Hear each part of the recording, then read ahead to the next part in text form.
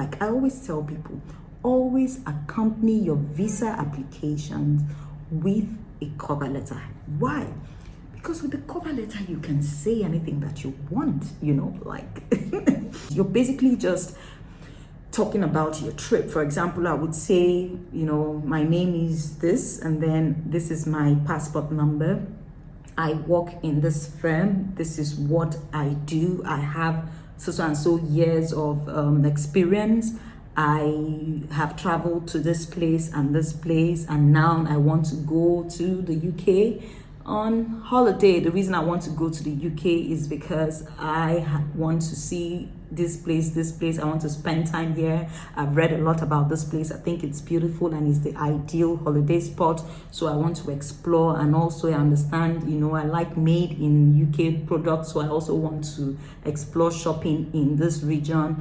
And so I'm applying for this. This is where I am going to be staying. Remember, you have attached your accommodation, or I'm going to, while there, this is what I'm going to be doing. I'm going to be paying for my trip, and I have attached my bank statements showing income that I have. If you have any huge funds, that maybe on a regular does not enter into your account, and then you probably have it in your account, and then you think it might raise a question, you do want to explain the source of the fund. Or you can see that on so and so day, I had this income that came to me from a property that I sold, this, you please find attached the documents, and the sale of something, you just want to explain that.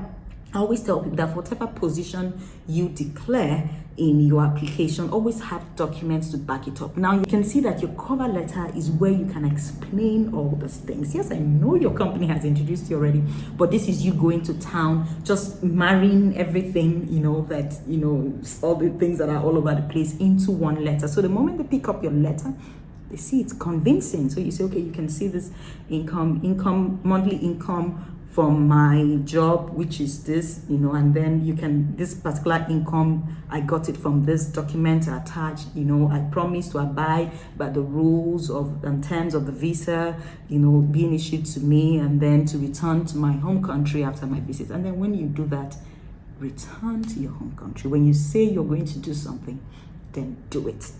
And when you do that, you just advise them to give you the visa, and then that's basically what your cover letter does. It allows you explain and marry all the documents that you have.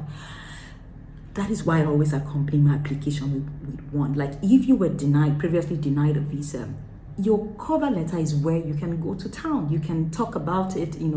It doesn't have to be a very long letter. At most, it should be 2 pages, but as much as you can, limit it to 1 page, because we don't have time to be reading all that. So you attach your cover letter.